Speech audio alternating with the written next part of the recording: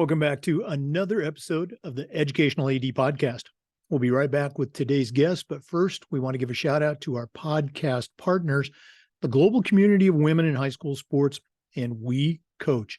These are two great organizations that you really should be a part of. So check out We Coach and the Global Community of Women in High School Sports. And now let's have a quick word from our podcast sponsors. We want to say thanks to Sideline Interactive for their support of the podcast. Sideline Interactive's indoor scoring tables and video boards not only generate income for your department, but they also create the ultimate game day experience for your student athletes. Go to sidelineinteractive.com and check out their products and see exactly what they can do for you and your program. You can schedule a live web demo and check out their great boards. We've got a Sideline Interactive indoor scoring table in our gym, and it's just fantastic, and it'll be the same for you. So go to sidelineinteractive.com and see what their products can do for you. We also want to say thanks to Hometown Ticketing, the leading digital ticketing provider to schools and colleges. Go to hometownticketing.com. They're going to show you how to set up and sell your tickets online. They'll show you how to scan the attendees and collect your revenue. And every step of the way, you'll have a dedicated client success manager that's providing hands-on support. That's every step of the way. Go to Hometown and they'll show you how to set up and sell tickets for things like your school dances, school plays and concerts, even graduation. That's hometownticketing.com. Simple and easy online ticketing. We also want to say thanks to Huddle. Go to huddle.com. Huddle is how the world sees sports. As a high school football coach, I used Huddle for years. But when I became an athletic director, I made sure our school was a Huddle school. And our coaches just love the smart cameras, the mobile apps. Of course, they love the analytics, but there's so much more. Huddle has the tools to help your teams, your coaches, and your athletes improve. And they're going to provide a professional grade solution to the challenges that you and your coaches face. Go to huddle.com, join the 6 million users, and find out how to turn your school into a Huddle school. That's huddle.com. We also want to thank Wall of Fame by Vital Signs. You know, they're on a mission to bring your school's legacy to life. Go to vitalsignswalloffame.com and check out their interactive touchscreen video consoles and their templates. They're going to help you recognize the athletic achievements of your students, both past and present. If you're looking for a really cool way to recognize your school record holders for all your sports or your Hall of Fame, go to vitalsignswalloffame.com. We also want to thank Snap Mobile. Go to snapraise.com or on Snap, that's onsnap.com, and check out their entire suite of platforms designed to help you do your job better. SnapRaise is their fundraising platform. We used it at our school, and they've helped schools just like yours raise over $700 million. They even have a platform where you can get your money before you actually do your fundraiser. Does anybody else have that? Go to snapraise.com and check out Snap Store, Snap Spend, Snap Connect, and all the other platforms at the Snap Mobile Suite. That's snapraise.com. Check them out today. We also want to thank Gipper. Go to Gipper.com and see how coaches and athletic directors are creating world-class marketing content for their school social media channels. You can do it in seconds on any device, and you don't need any design experience. Go to Gipper.com and tell them you heard about it on the podcast and use the podcast code ADPOD10 and get 10% off. That's Gipper.com. Create custom branded content for your school's social media channel. Final Forms is the industry leader in forms and registration, but Final Forms is more than that. If you go to Final Forms, you're going to be able to help your stakeholders with things like reminders about policies, about physicals, and all the forms that come when you have an athlete in the house. Final Forms can help your coaches with attendance and communication. And for athletic directors, Final Forms can help you with eligibility, with rosters, and all the reports that come across your desk. You know, it's time that you talk to a team that's walked in your shoes. To take the next steps and find out what Final Forms can do for you, go to finalforms.com/Jake. That's finalforms.com/Jake and get started with Final Forms. And we want to say thanks to Athletic Surveys by Lifetrack. Athletic Surveys by Lifetrack are a quick, easy, and affordable way for you to collect comprehensive data that allows you to evaluate and improve your entire athletic program. At our school, we use surveys for just about everything, for parents, for coaches, for teachers, and for kids. And the information that comes back is almost always positive, and it'll be the same for you. The surveys also allow that squeaky wheel parent to vent a little bit. And sometimes they'll share a small issue that you can keep from turning into a big issue because you didn't know about it because you hadn't done a survey. Go to athleticsurveys.com or email them at info@athleticsurveys.com for more information. If you've never used a survey to take the pulse of your parents or your student athletes, you're really missing out. Talk to the folks at Athletic Surveys by Lifetrack and let them help you take your athletic program from good to great. Hey, welcome back, everyone, to another episode of the Educational AD Podcast. I think it's safe to say that we're visiting today with podcast royalty. Our guest is Ryan Walker. If you don't recognize that name, shame on you. Ryan's a certified athletic administrator. He's also the athletic director at Marysville High School in Marysville, Ohio.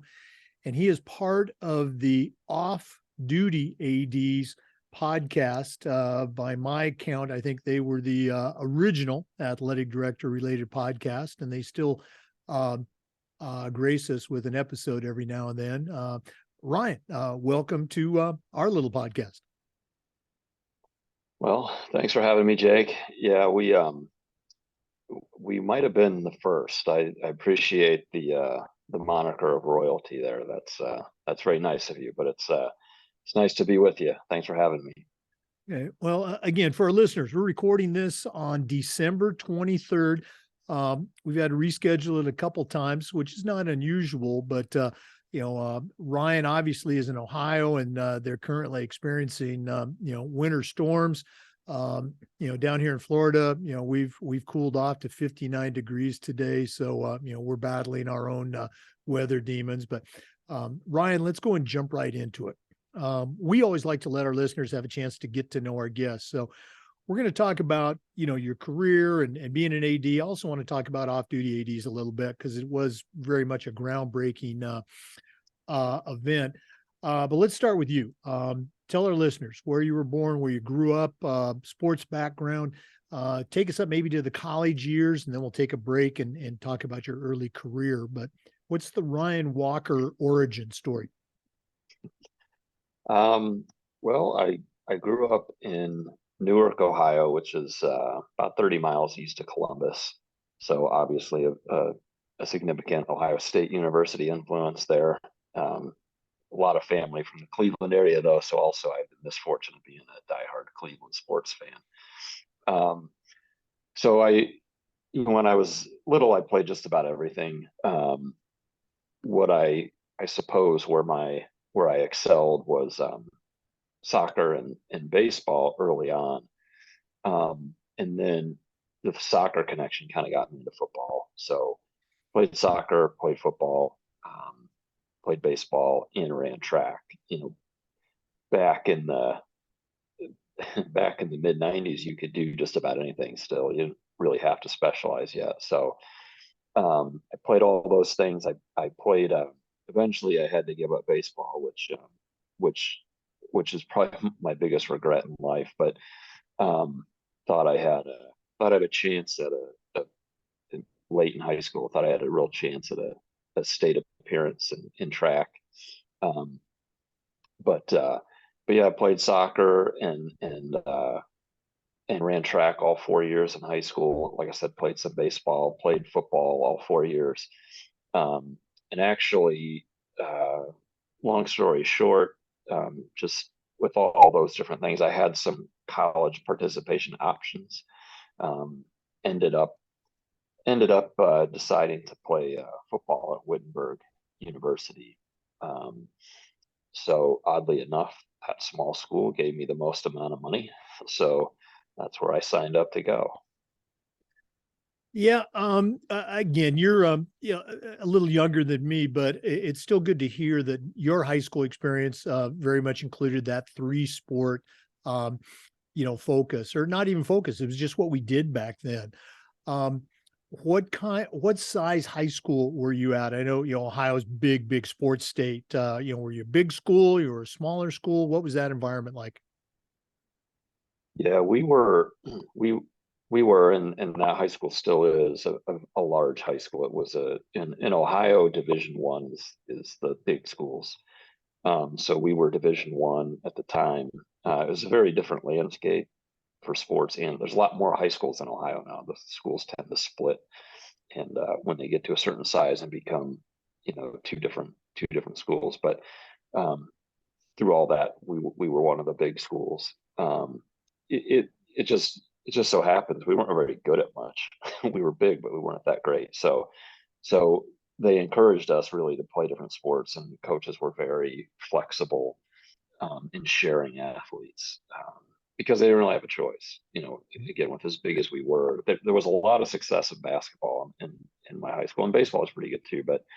Um, but but I didn't play basketball, and um, but we my class had a little bit of success when I was there. So because and they hadn't for a long time, particularly in football and soccer, but because we had a little success, at least for my part, I think it helped. We had a lot of Division 1 collegiate recruits, and I had some of those opportunities too, but nothing that really materialized in anything significant. But it allowed me, I think, to get some exposure, just being at a big school, one that had started to have some success and had a lot of Division 1 football players come from it that in our senior class. So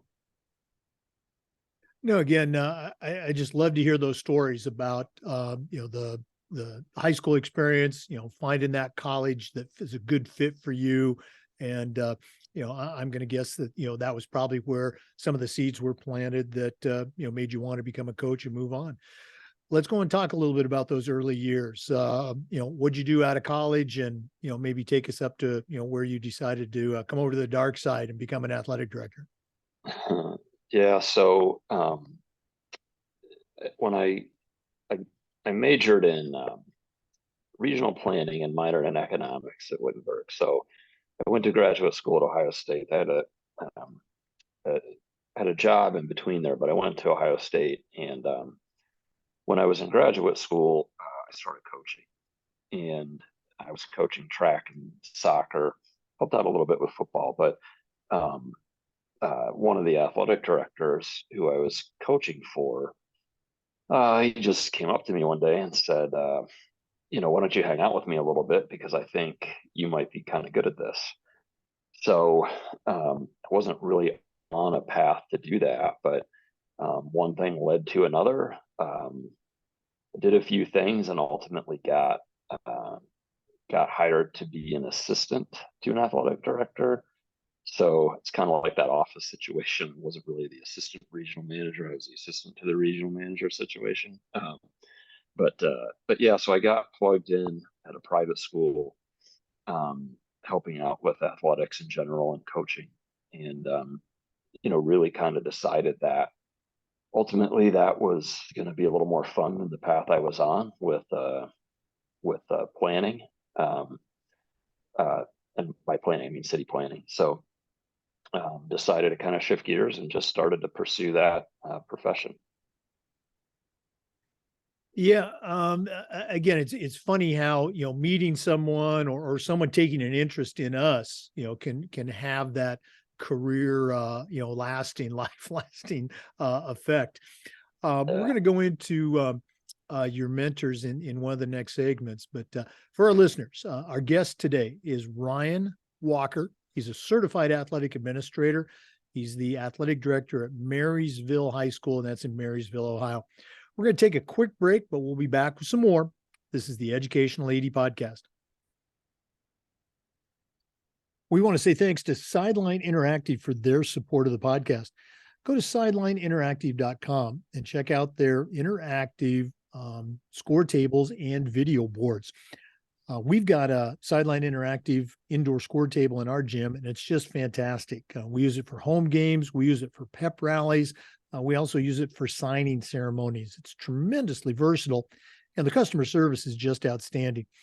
Go to sidelineinteractive.com and schedule a live web demo and see what their products can do for you.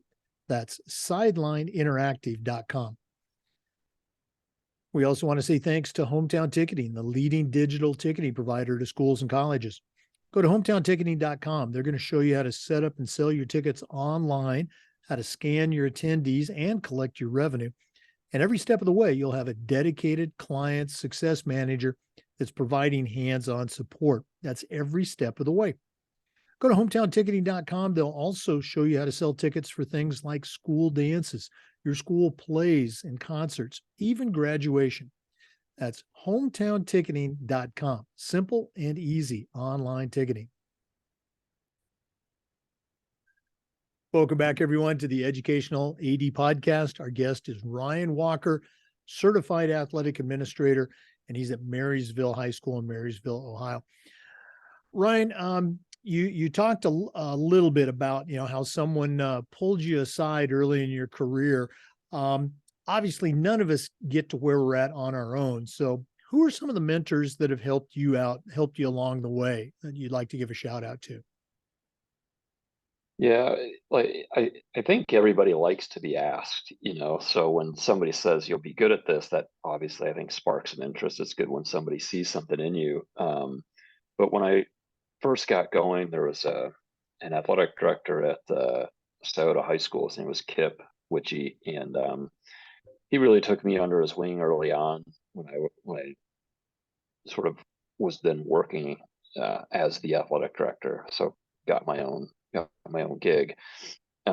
He was great. I mean, he went out of his way to not just to make me feel comfortable in our conference, but also to just to share kind of his years of wisdom. I mean, he had been a long time AD, and he was somebody I could just call and say, this is, I'm struggling with this, or you have any ideas, something I could do.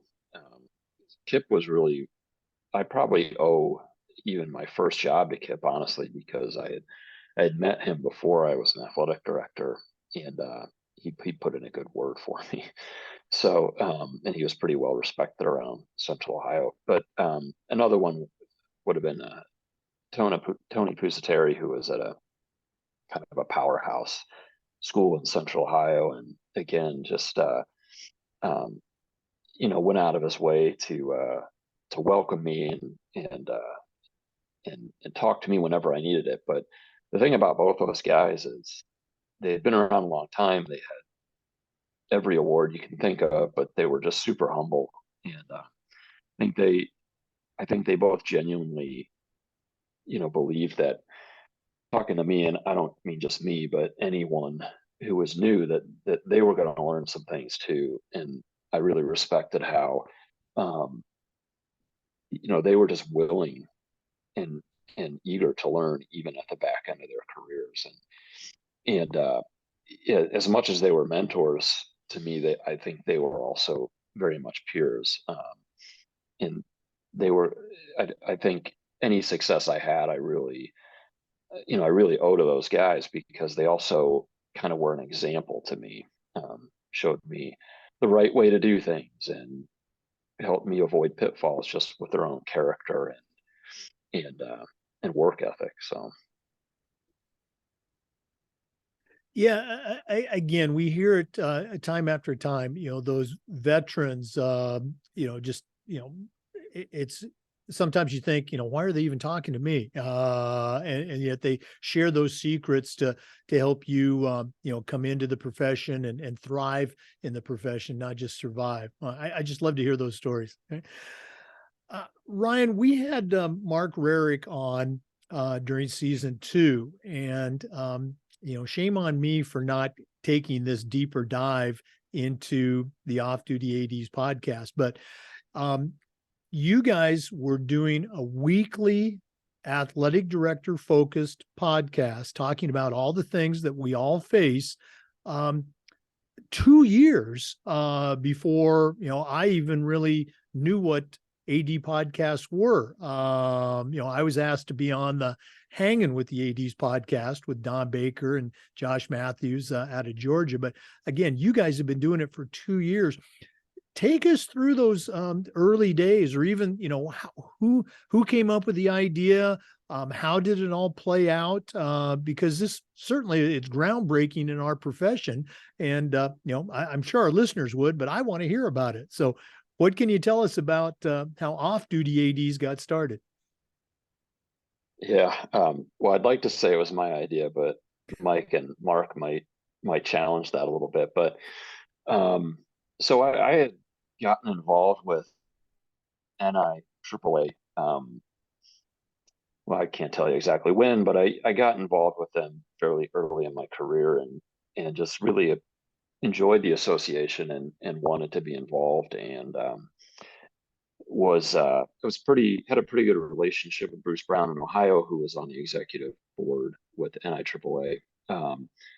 And in talking to him, he suggested the publications committee for me, which is on the publications committee, you work on the magazine that the association puts out. So I was fortunate to be a part of that committee, and Mike and Mark were also on that committee. So in the course of our first meeting, and doing the work, kind of going over the articles and placing articles, and just working on the magazine in general, the three of us had gone out for a drink that I think the first or second evening that we had spent together, and one of us, I'll say I did, but one of us just threw out the idea, the magazine's great, but there's a different way to reach people, and a different way to maybe get in the weeds on some of these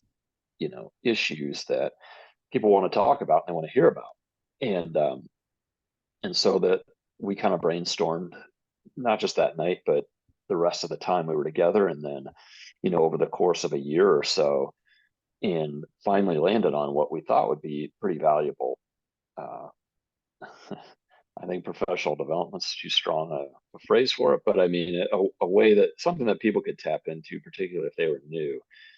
And the idea was, an informal, sort of lighthearted look at all those things that we all want to talk about, but sometimes don't have the ability to talk about. So, the original idea was, it was just really, a couple of guys who had, finished their weekend shift and were getting together for a beer or something, and we were just talking about the week, um, and the first once we decided we were going to do it, I don't know if Mark shared this, but we actually met in Omaha, Nebraska, and got a got a suite there and set up our gear, and figured, if we're going to do this, let's get together and let's record the first handful of these things in person. So we did 4 or 6 episodes, and if you haven't listened to those first few episodes, you should, because Oh, I have. they're Yeah. interesting. Mm-hmm.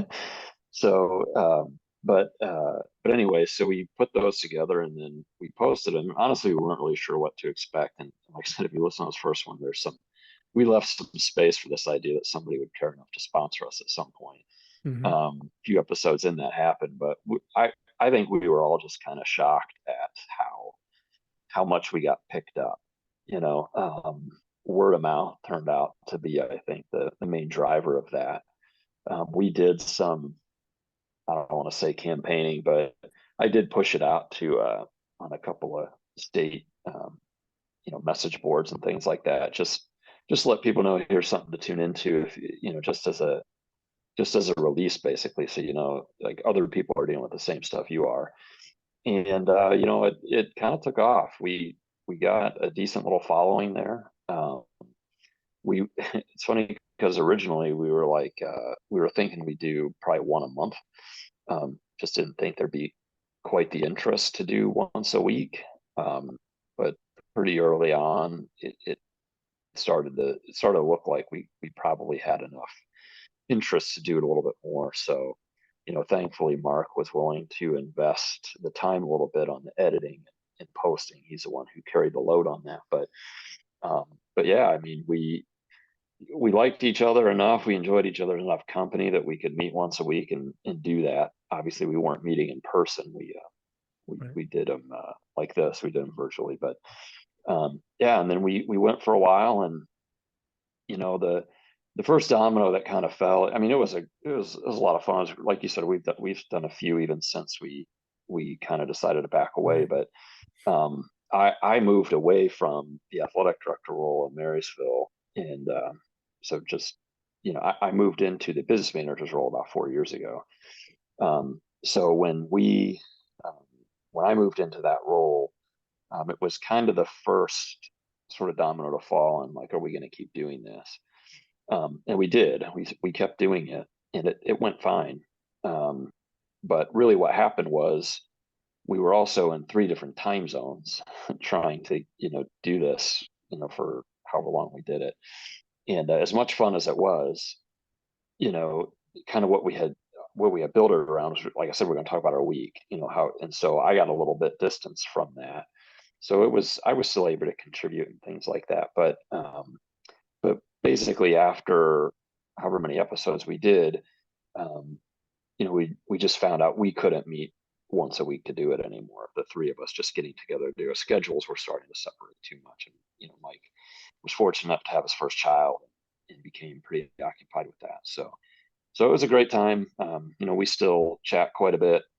Maybe we'll post something. I think I might kick up a new podcast here beginning of the year sometime, but bit of a spin-off. But yeah, I mean, it was good. I'm glad it opened the doors for other people to see it as a decent idea. I hope that I hope people still tune in. We still get downloads, but not so much as to hear us, but just because if you're new at this, stuff like this, your podcast and the others and off-duty ADs, just kind of humanize it a little bit, let you know that you don't have to be perfect, and everybody's kind of out there trying to find their way the same. No, I've made the comment several times. I think that you guys, you did the podcast that we all want to do, because you talked about the issues, but I love the way you said you kind of humanized the job. Certainly your beverage reviews were part of my favorite segments, but I think you kind of you brought that medium out there, and certainly it's I guess popular because of the number of AD related podcasts that are out there now, and they're all great. I think we've all been guests on each other's shows, and I think the point that you made, and I think we all try to continue to make, is that if you're an athletic director, okay, you're dealing with a lot of things, but so are a lot of other ADs dealing with that very same thing. And to hear somebody talk about it, or worst case, we always give out the contact information. You've got somebody to email or call up and maybe get some help. One of my good friends who's a county AD, he says, if you ever call an AD and you say, hey, how's it going? And they say, oh, it's going great. They're lying, because there's stuff that's going on, as you know, that it might not be great. Okay. We'll do this at the end of the podcast, but if one of our listeners wanted to reach out and kind of pick the brain of a founding father, I know this term gets used a lot, a pod father, or just pick your brain about athletics, what's the best way they can get a hold of Ryan Walker? Yeah, I would say to email me. It's pretty simple. It's Walker R WALKER R38@gmail. Okay. All right. We'll give that again, give that out again at the end of the show. But for our listeners, our guest is Ryan Walker. He is the business manager, former AD at Marysville High School in Marysville, Ohio. Also a member of the Off-Duty ADs podcast, which still, blesses us with an episode every now and then. We're going to take another quick break, but we'll be back. This is the Educational AD Podcast. We want to say thanks to Huddle for their support of the podcast. Go to huddle.com. Huddle is how the world sees sports, and over 200,000 teams use Huddle to help their athletes perform better. As a high school football coach, I used Huddle for years, but when I became an athletic director, I made sure our school was a Huddle school. And our coaches just love the smart cameras, the mobile apps. Of course, they love the analytics, but there's so much more.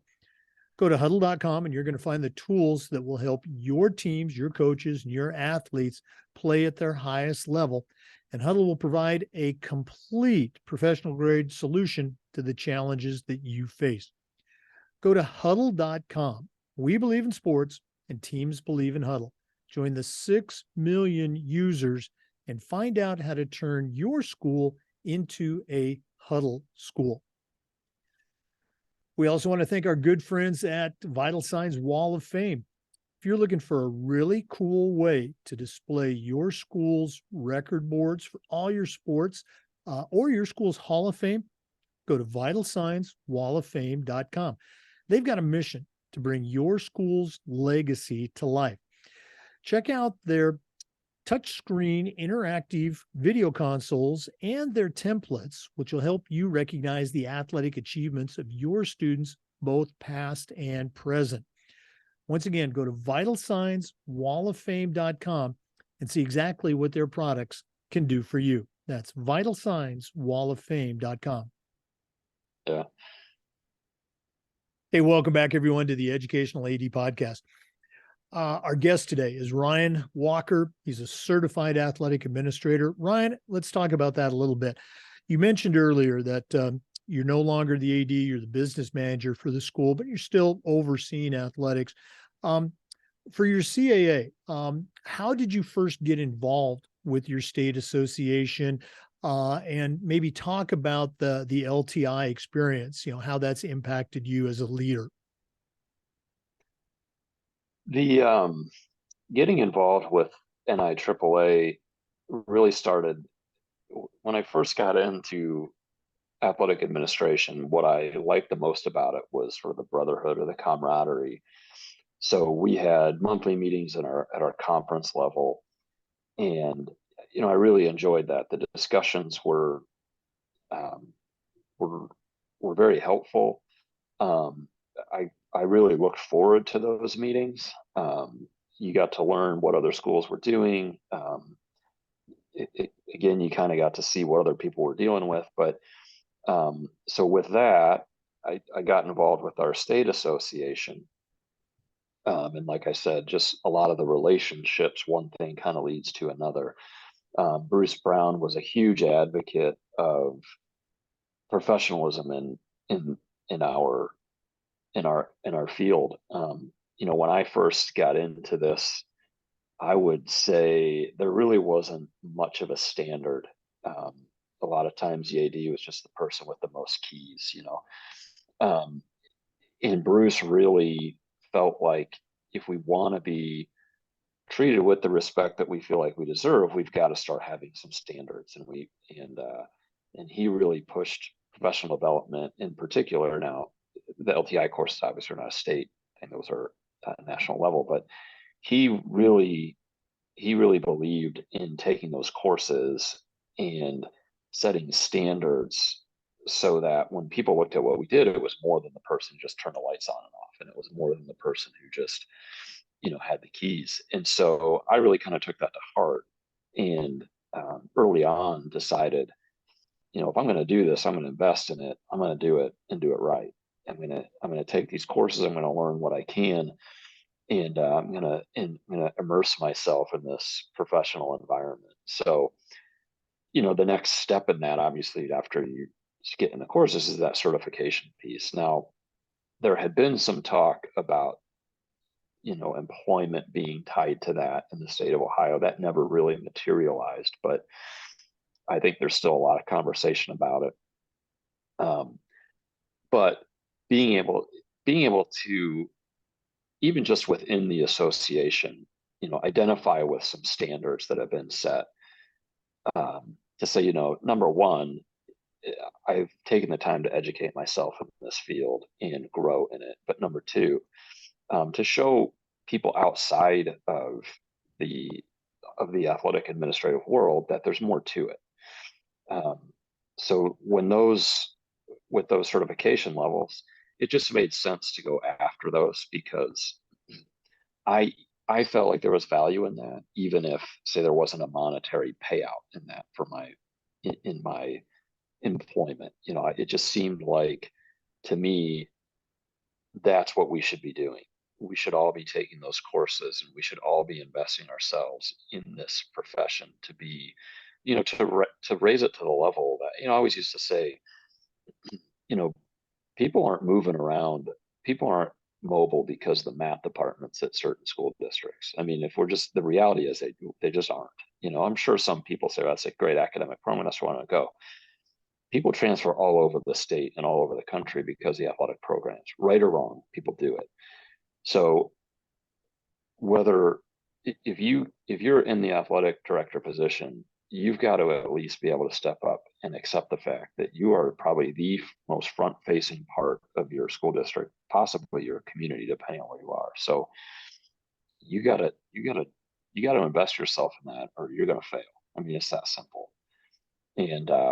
And just like those guys were mentors and examples to me when I was growing up in the profession, I wanted to be that to other folks as well too, to be able to say, go to the conference, take the courses, get the certifications, show people that you're doing it the right way, but also do it for yourself so that you're better equipped, to be that front facing administrator in your school district. Boy, what a great public service comment for professional development. I know there's only a couple of states right now. I think it's Maryland and Hawaii that have that requirement as far as having to have that CAA to become an athletic administrator. But there's more and more districts, and we've got a couple here in Florida that are treating a CAA and a CMAA as like a salary bump on their district ladders. So, it's getting better, but it's certainly nowhere that it needs to be. So appreciate you giving that shout out. Great stuff. Yeah. Also, one of the things we try to do with our podcast, and you guys did too, is this idea of sharing best practices. So I'm going to put you on the spot. What are some things that you do at Marysville? Maybe they're initiatives that you started as an athletic director or that they're still going on. But what are some best practices at your school that you can share with our listeners? Yeah. Best practice is kind of it's a broad net. So I don't know how everyone probably interprets those things a little bit different, or it's kind of word association, right? Best practice, and then what kind of comes into your head. I was an athletic director for about 15 years, and in year one, what struck me was just a lack of recognition for the efforts of the kids and the coaches. And so one of the things for me, I always look at, it doesn't seem like a lot to people, but these college signing days and the athlete of the week type things, the wall of fames, the Hall of Fame events and things like that. I always felt like, to me, it's such a big piece of what your participants are doing. And when you have success, however you define that, when you have success, you got to celebrate it. Because if you don't, well, for one thing, you're missing an opportunity to get some credit back from your community. But the second thing is, for most people, this is the pinnacle of their athletic experience, coaches and athletes. And again, however you define that success, to me, you just have to celebrate it. My first job and my second job as an athletic director, there just wasn't a lot of that going on. And what I found was that the more you did that, the more people embraced your program, especially if you were able to do it broadly. So you didn't put yourself too much of a box as far as, like celebrating wins and losses, but more so defining your success in a way that allowed you to celebrate as much as possible. So I guess in a nutshell, what I'm saying is, number one is, you want to celebrate what you're doing. I guess the other one that comes to mind,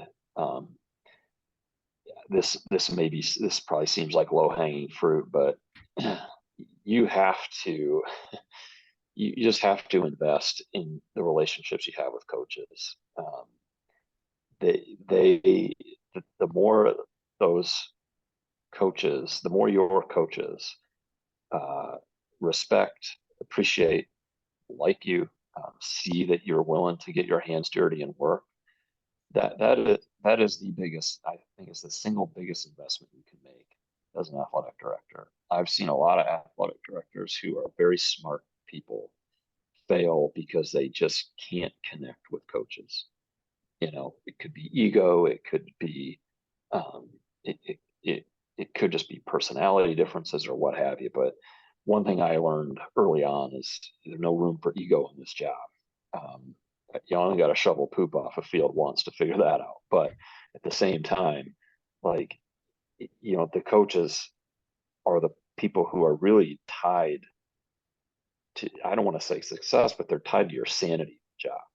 So if you can't get along with them, or if you can't have a relationship with them, you're not going to be able to approach them in a way where they can correct, or they can course correct, or they can change their programming for the better. They have to be able to sit at a table and talk to you. So point is, you get hired at a job, your first 2 weeks should be nothing but getting to know those people, getting to know them as best you can. And if you got some kind of bridge contract or something like that that says you get 2 days a week, forget it. You should be there 5 days a week. You should be learning those people, getting to know them, earning their respect, because ultimately you do have to earn it, because most of the time the coaches are there longer than the ideas. So, I guess those are the two things, celebrate your successes and really build relationships with coaches. Wow, great points. And again, the celebrating the successes, you alluded to it. There's so many good things that are happening with any program, separate from wins and losses. And if you have wins and losses, well, yeah, you should celebrate those. But academic achievements, Billy making that first free throw in a game, just all those things. And if you aren't, telling other people, if you're not telling, the school, the community, the school board, about these successes, who is? Okay, well, nobody is. So again, great reminder.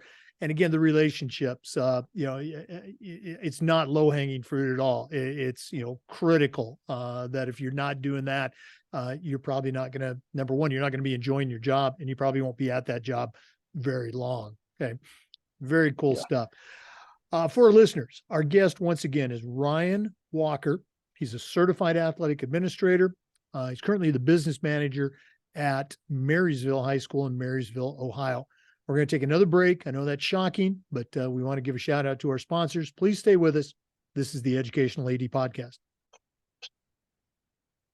We want to thank our good friends at Snap Mobile. Go to snapmobile.com or go to onsnap.com and check out their entire suite of platforms designed to help you as an athletic director do your job better.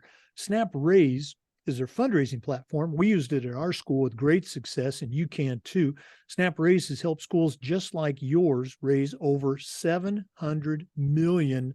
They even have a program where you can get your money before you actually start your fundraiser. Does anybody have that? Go to onsnap.com and check out the different platforms: Snap Store, Snap Manage, Snap Connect, and the entire suite. That's onsnap.com. Onsnap.com. We also want to say thank you to Gipper. Go to Gipper.com and check out how athletic directors and coaches are creating world-class marketing content for their school's social media channel. You can do it in seconds on any device, and you don't need any design experience. It's so easy, even I can do it.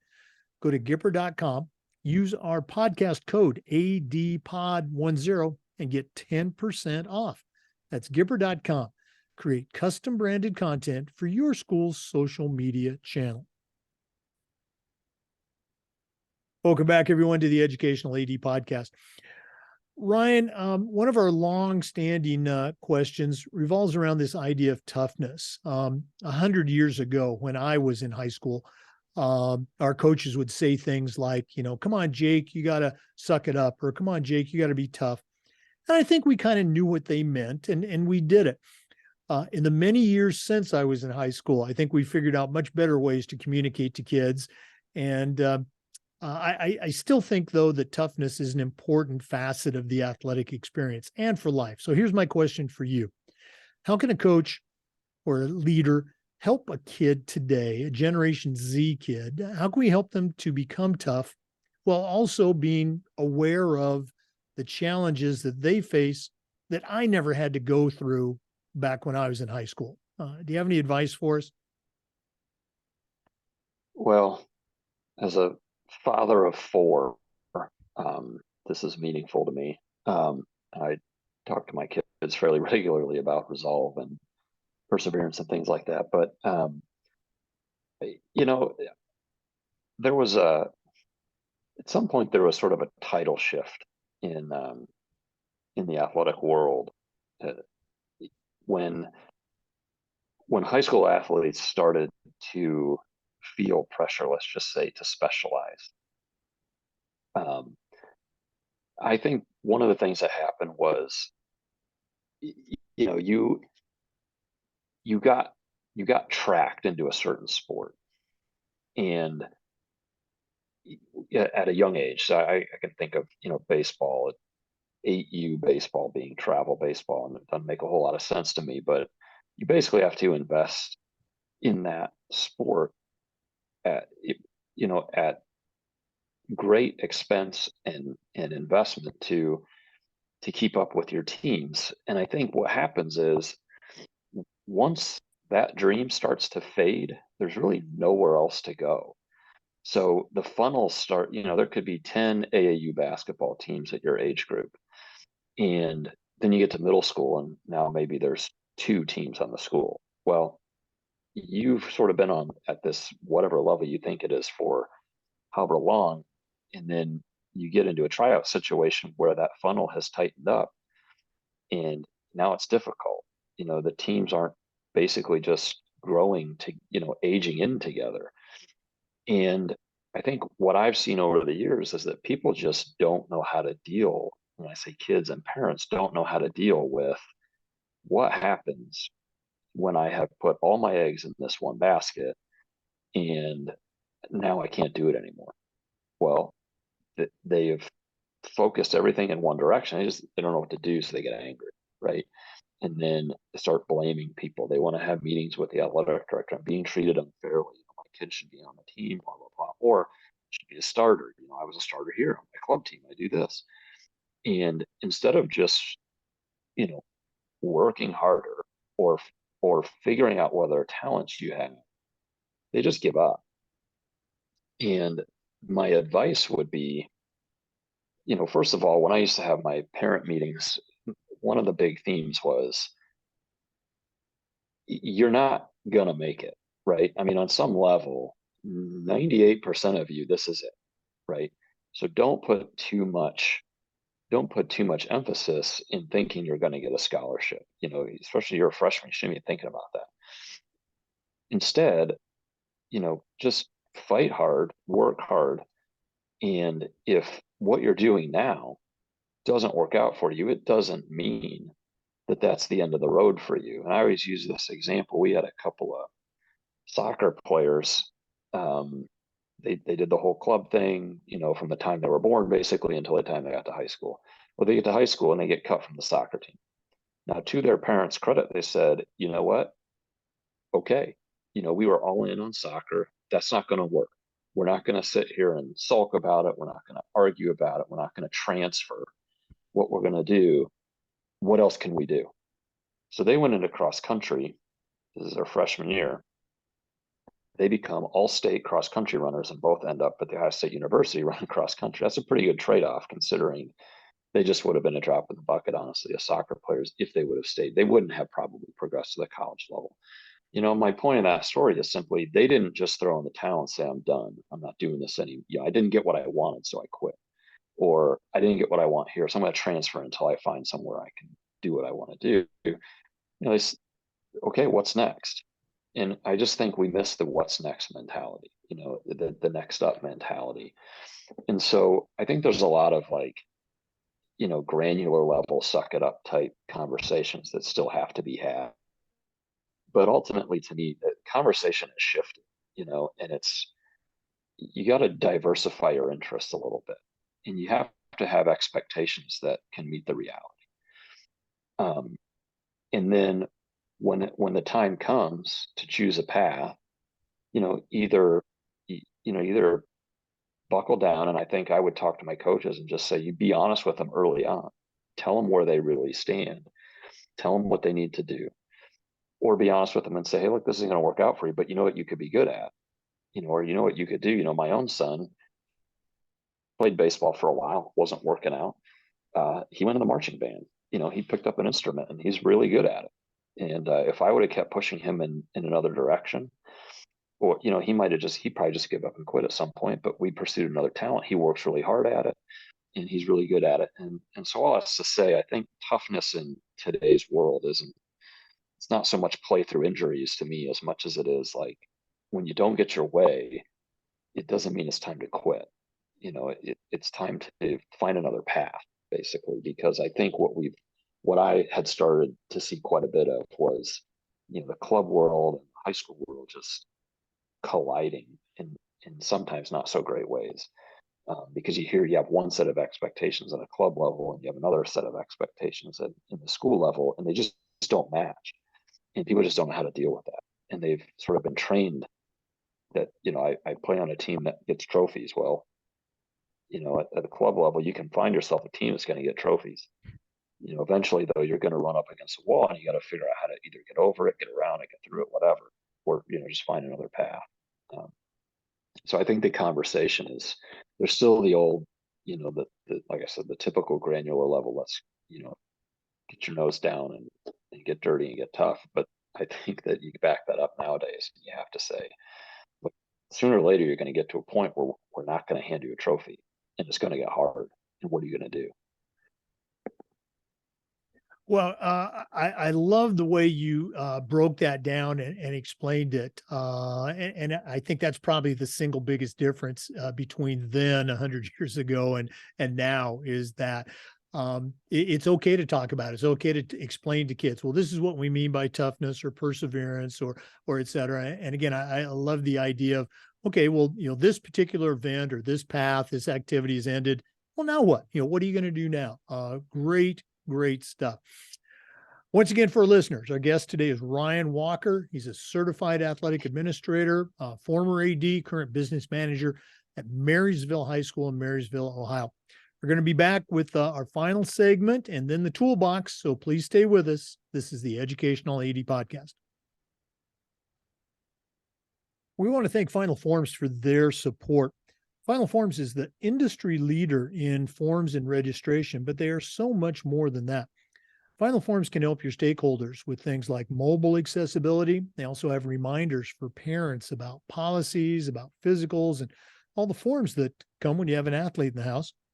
Final Forms can help your coaches with things like attendance and communication. And for athletic directors, Final Forms can help you with eligibility, with rosters, and all the reports that come across your desk. It's time that you talk to a team that's walked in your shoes. To take the next steps, go to finalforms.com/Jake. That's finalforms.com/Jake to get started with Final Forms. Ryan, another question that we've been asking our athletic directors recently, we actually stole from the great Jen Brooks and her monthly webinars. And it goes like this. You've been in athletics for a long time as a participant, as a coach, as an AD, now as a business manager. What are some lessons that you have learned from your kids or maybe your coaches that you can share with our listeners? Yeah, I remember the first time I had a sort of real serious coaching job, and we were good, and I thought I was pretty good coach, and I left that I left that coaching position and I came back a year later in their summer training camp just to say hi to some of the kids and just see how they were doing.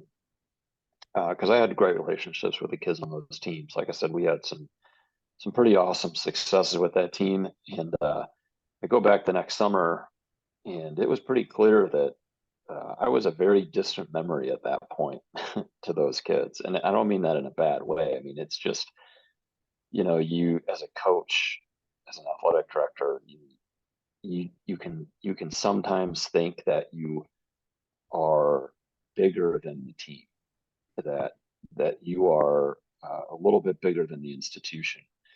And I got humbled pretty quickly in that moment with again, it wasn't in a bad way. The kids were very respectful, and the coach who had replaced me I knew, and anyway, it was a good experience. But when I walked away, it was kind of this light bulb moment where it's, you know what, the world just kind of keeps going, and you step away, and somebody else will come in, and they'll pick up and they'll move on.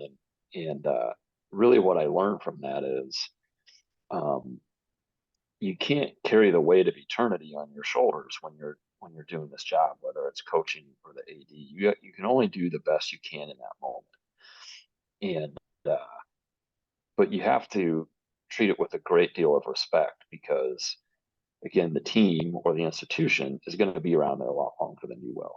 And what I took from that is, what I want to do is be able to, when I leave, say that this place is a little bit better than it was when I got here. And so everything I do is going to be with an intent towards, those kids, those coaches, that community, um, and hopefully who comes next. Because it's not about me. I mean, at the end of the day, that's the lesson I took from it, is it's not about me. Um, it's nice to get recognition and awards and things like that as an athletic director, even as a coach. But ultimately, that little exchange there, and it's been reinforced a few times since then, but it's just to let it really settle in that, no matter what you do, um, it's about the participants, it's about the community, it's about the kids, it's about the institution. I think it can, number one, help relieve, I think, some of the pressure you can put on yourself, but it also can keep you in perspective a little bit, that this really isn't about me chasing, an award or a Hall of Fame or some recognition or something like that. This is about me doing it the best job that I can do right now for these kids and coaches. Well, again, just I'm floored listening to you share all this stuff. Just some great wisdom. It's easy to see why you've had that success in this profession. Ryan, this has been a lot of fun. Spend some time with you, get to know you a little bit, but we're not done yet. We always like to wrap up with the Athletic Director Toolbox. So we're going to take our last break. We're going to hear from Athletic Surveys by Lifetrack, who sponsor the AD Toolbox segment. When we come back, we're going to find out what Ryan Walker is going to put into his new Athletic Director Toolbox. Please stay with us. We want to say thanks to Athletic Surveys by Lifetrack for sponsoring the AD Toolbox segment of the podcast. Athletic Surveys are a quick, easy, and affordable way for you to collect comprehensive data that allows you to evaluate and improve your entire athletic program. At our school, we use surveys for just about everything, for teachers, for coaches, for kids, and for parents. And the information that comes back is almost always over the top positive, and it'll probably be the same for you. But surveys also allow that squeaky wheel parent to vent a little bit. And sometimes they'll share a small issue that you can address and keep it from turning into a big issue because you didn't know about it, because you didn't do a survey. Go to athleticsurveys.com or email them at info@athleticsurveys.com to get started. If you've never used a survey to take the pulse of your parents or your student athletes, you're really missing out. Talk to the folks at Athletic Surveys by Lifetrack and let them help you take your athletic program from good to great. Well, it's that time of the podcast. We've been visiting with Ryan Walker, a certified athletic administrator.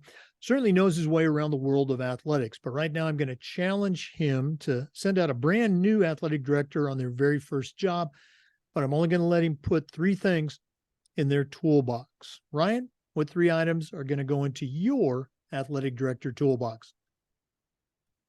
Yeah, I'd say number one, a hobby.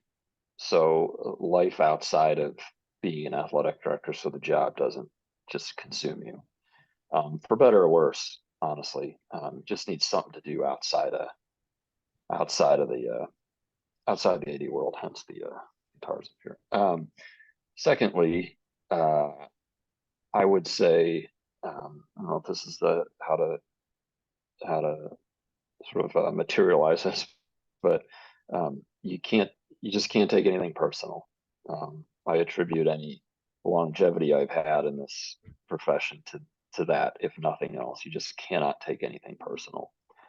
And thirdly, I'm going to do a little bit of a shameless plug here, but stick with me. Like the Wall of Fame. Okay, I'm just going to do a little plug here, like something like the Wall of Fame. Vital Signs Wall of Fame, again, shameless plug, but at the same time, I talked about it earlier, being able to celebrate your kid, that's for you too, right? You have to be able to enjoy what you do. And those celebrations, I said a long time ago, the part of the reason I loved the signing days and why I made such a big deal about that, made it very inclusive to the point where it irritated some people, was, that was fun for me. That was the part where we all got to just really look at everything that's happening in the program and really enjoy it. And something like the Wall of Fame is a place you can just capture that. So, and I guess in general, what I'm getting at is you think about your physical space, and how you use it, because ultimately, that becomes a bit of a reflection of what we're doing as an athletic director. So, yeah, there's 3. Again, I love the hobby. I'm actually working with some other ADs right now, very, very early stages on putting together a possible LTI course on work-life balance. And you're absolutely right. Having that life outside of our job, which is all consuming. I think, somebody said AD, it stands for all day and then some, but and great shout out for Wall of Fame. I know there's more than there's a professional and a personal connection there, and we're very happy to have Wall of Fame as one of our sponsors almost since the very beginning. So, Ryan, again, this has just been so much fun. Makes me wish I was a member of the off-duty ADs team.